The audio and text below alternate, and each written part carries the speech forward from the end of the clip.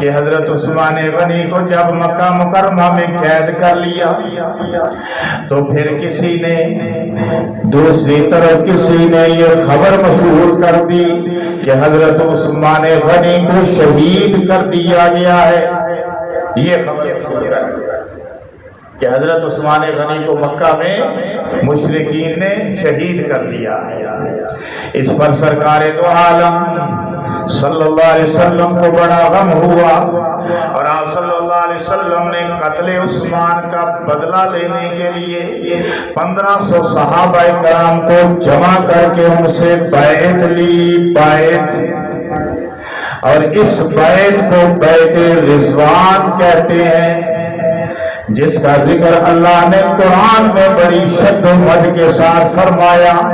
گویا کہ خون عثمان کی قیمت پڑ گئی.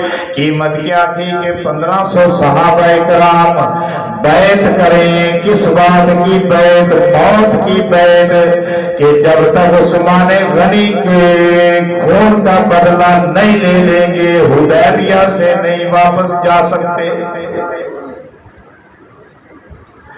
دنیا کو بتا دیا میرے پیغمبر علیہ السلام نے کہ عثمان کے لیے صدیق کر سکتا ہے، عثمان کے لیے فاروق کر سکتا ہے، عثمان کے لیے علی المرتضیٰ کر سکتا ہے. 1500 صحابہ کرام عثمان کے خون کا بدلہ لینے کے لیے کر سکتے ہیں، مگر خون عثمان کا بدلہ لیے بغیر یہاں سے نہیں ہٹ سکتے. علی بھی شامل ہیں بیعت رضوان میں خون عثمان کا بدلہ لینے کے لیے. یہ تو تھی ان کی پیار، یہ تو تھے ان کے پیار، ان کی محبتیں. اور بعد میں پیٹ پرستوں نے کیا سے کیا بنا دیا. پیٹ پرستوں نے ان کی دشمنیاں بنا دی. اگر ان کے آپس میں کوئی معمولی معاملات بھی تھے تو وہ ان کے تھے. ہم ان پر تنقید کر کے اپنا ایمان کیوں ضائع کرتے ہیں؟ معمولی ہوتے، دوستوں میں بھی ہوتے ہیں، یاروں میں بھی ہوتے ہیں، رشتہ داروں میں بھی ہوتے ہیں، آپس کے معاملات ہوتے رہتے ہیں. لیکن کوئی صحابی کسی صحابہ کے ایمان پر آپ کو کوئی تنقید کرتا ہوا نہیں نظر آئے گا. ایک دوسرے کے ایمان کی گواہی دیتے ہوئے نظر آئیں گے. ابو بکر علی کے ایمان کی گواہی دیں گے، عمر علی کے ایمان کی گواہی دیں گے، عثمان علی کے ایمان کی گواہی دیں گے، اور علی ابو بکر کے، عمر کے، عثمان کے ایمان کی گواہیاں دیں گے.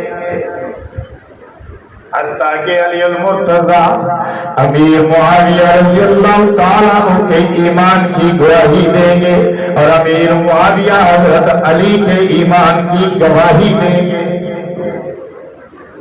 وہ ایک دوسرے کے ایمان کی گواہیاں دیں اور ہم اپنے ایمان پر تنقید کر کے خراب کریں. کیوں؟ ہمیں اتنا کیا گزرا نہیں ہونا چاہیے. ان کے معاملات پر، ان کے معاملات کو کہتے ہیں مشاجرات صحابہ. مشاجرات صحابہ پر ہمیں حکم ہے خاموشی کا. بس ہم کسی پر کوئی تنقید کرنے کا حق نہیں رکھتے. آپ جناب جج پر تنقید نہیں کر سکتے، آپ اپنے اداروں پر تنقید نہیں کر سکتے. آپ کے خلاف پرچے ہو جاتے ہیں، خرچے ہو جاتے ہیں، لیکن آپ صحابہ پر تنقید کریں آپ کو شریعت اجازت نہیں دیتی. آپ اگر صحابہ پہ تنقید کریں گے تو آپ کو شریعت اجازت نہیں دے گی. اہل بیت پر تنقید کریں گے آپ کو شریعت اجازت نہیں دے گی. وہ سب ہماری آنکھوں کے تارے. تو بہرحال گرامی قدر سامعین کرام، حضور علیہ الصلوۃ والسلام نے बबूल के दरख्त के नीचे 1500 सहाबा करام से बैत ली। हजूर अलैहिस्सलातु वस्सलाम ने अपना हाथ नीचे रखा और सहाबा कराम ने फिर आपके हाथ पर अपने हाथ रखे, रखते चले गए।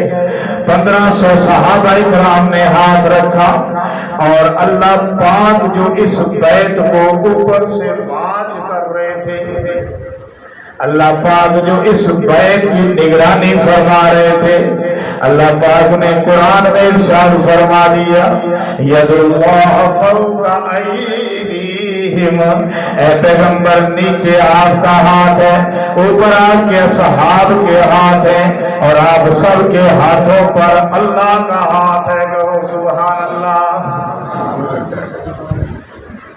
पता चला सहाबा के मकाम का, सहाबा के हाथों पर तो अल्लाह का हाथ है। क़यामत तक किसी की जुर्रत नहीं कि पैगंबर के हाथ से सहाबा के हाथ को छुड़ा सके, किसी की जुर्रत नहीं।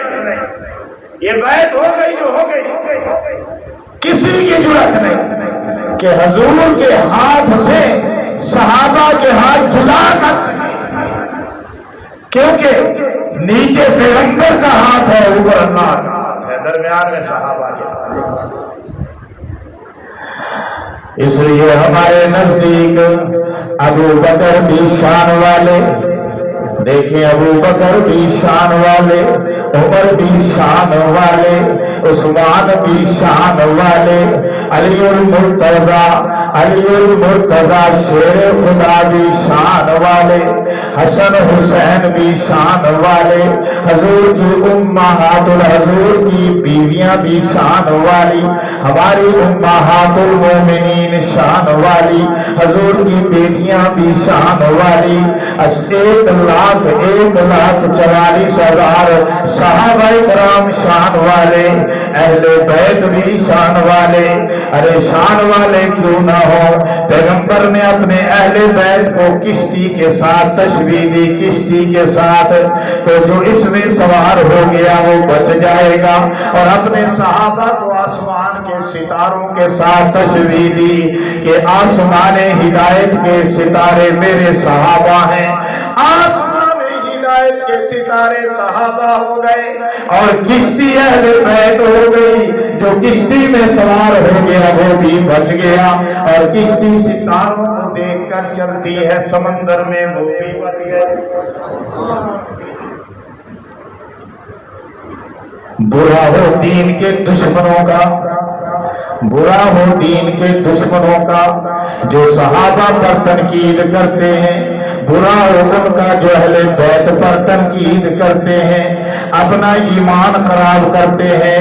हमारे दिल के तारे सहारे सहाबाए कराम सारे, हमारे दिल के तारे सहारे अहले बैत सारे। कहो सुभान अल्लाह।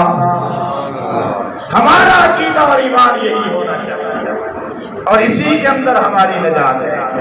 तो पैगंबर अलैहिस्सलातु वस्सलाम ने जब ये बैत फरमा ली तो अल्लाह पाक ने एक और तमगा उस्मान गनी रज़ी अल्लाह ताला अन्हु को दिया। सरकारे दो आलम जब बैत से फारिग हुए, आपको इत्तला मिली कि हजरत उस्मान गनी अल्लाह के फजल से जिंदा है, ताबिंदा है, बाइंदा है। अच्छा, यहाँ पे एक मसला भी हल हो रहा है। देखें, हजरत उस्मान गनी की मौत की खबर मशहूर हो गई कि नहीं? हालांकि उस्मान गनी कैद में थे, शहीद नहीं हुए। इधर हजूर अलैहिस्सलाम ने बैत ले ली कि उस्मान को शहीद कर दिया गया है खबर के मुताबिक, लिहाजा उस्मान के खून का बदला लिए बगैर हम नहीं जाएंगे। ठीक है। और फिर बाद में खबर आ गई कि उस्मान गनी जिंदा है, ताबिंदा है। तो पता चला कि आलमुल गैब सिर्फ और सिर्फ कौन है? अल्लाह की जात है। आलमुल गैब व शहादा अल्लाह की जात है। पैगंबर को इत्तिला अलल गैब है, पैगंबर को اطلاع علی الغیب، جب اللہ چاہے اپنے پیغمبر کو اطلاع کرے، جبریل کے ذریعے کرے یا دل میں القاء کرے یا خواب کے ذریعے کرے، اس کی مرضی۔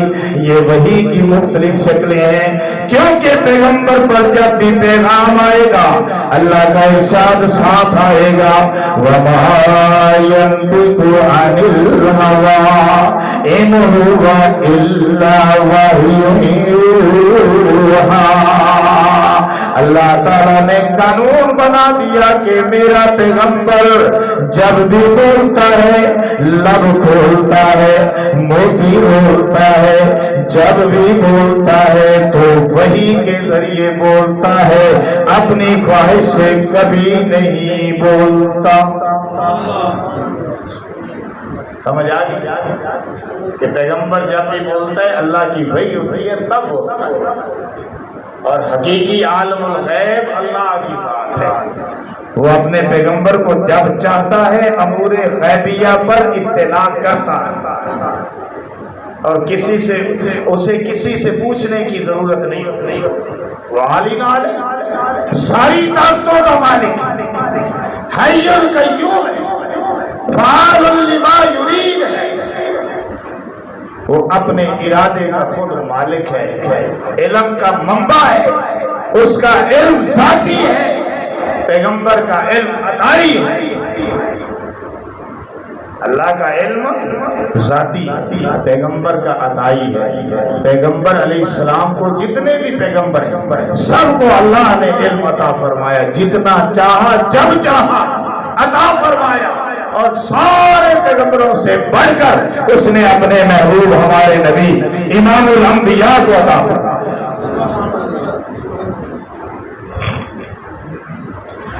تو گرامی قدر میں بات یہ کرنا چاہتا تھا، ٹائم بھی نزدیک ہو گیا کہ سرکار دو عالم صلی اللہ علیہ وسلم کو جب اطلاع ملی کہ عثمان صحیح سالم ہے،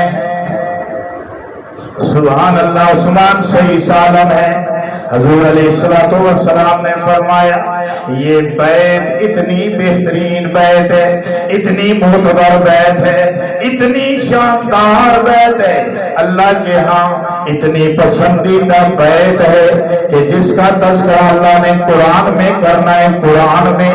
چنانچہ حضور علیہ السلام نے اپنا دایاں ہاتھ نیچے رکھا اور بایاں ہاتھ اس کو عثمان کا ہاتھ قرار دے کر اپنے ہاتھ کے اوپر رکھا، فرمایا یہ بیعت جس کے نیچے میرا ہاتھ، اوپر صحابہ کا ہاتھ، 1500 صحابہ کا ہاتھ، اوپر میرے رب کا ہاتھ، اور یہ عثمان کی طرف سے بھی اب اس بیعت میں میں ہاتھ شامل کر رہا ہوں۔ حضور نے فرمایا یہ اتنی معتبر بیعت ہے کہ اس بیعت سے عثمان بھی نہ رہ جائے کہیں، حالانکہ انہی کے لیے بیعت تھی، کیونکہ اللہ نے اس کا قرآن میں ان الفاظ میں تذکرہ کیا۔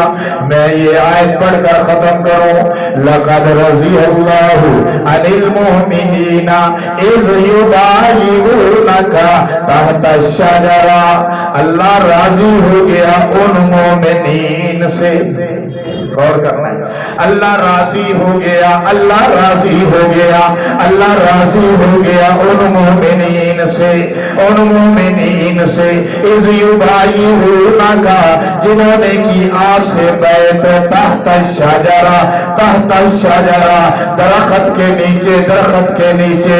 یہ 1500 صحابہ کرام تھے، ابو بکر ہے کہ نہیں دیکھو، عمر ہے کہ نہیں دیکھو، علی ہے کہ نہیں دیکھو، ابو ہریرہ ہے کہ نہیں دیکھو، ذرا عثمان کو بھی دیکھ لو نا، جس کی بیعت، جس کے ہاتھ کے ساتھ حضور، جس کی اپنے ہاتھ کے ساتھ حضور بیعت کروا رہے ہیں، وہ بھی موجود ہے۔ اللہ نے فرمایا لقد رضی اللہ عن المؤمنین، جب اللہ ایک مرتبہ فرما دے کہ اللہ ان مومنوں سے راضی ہو گیا جنہوں نے جناب علی درخت کے نیچے بیعت کی ہے، بتائیں قیامت تک اور واضح قیامت اللہ کیا ان سے ناراض ہو سکتا ہے؟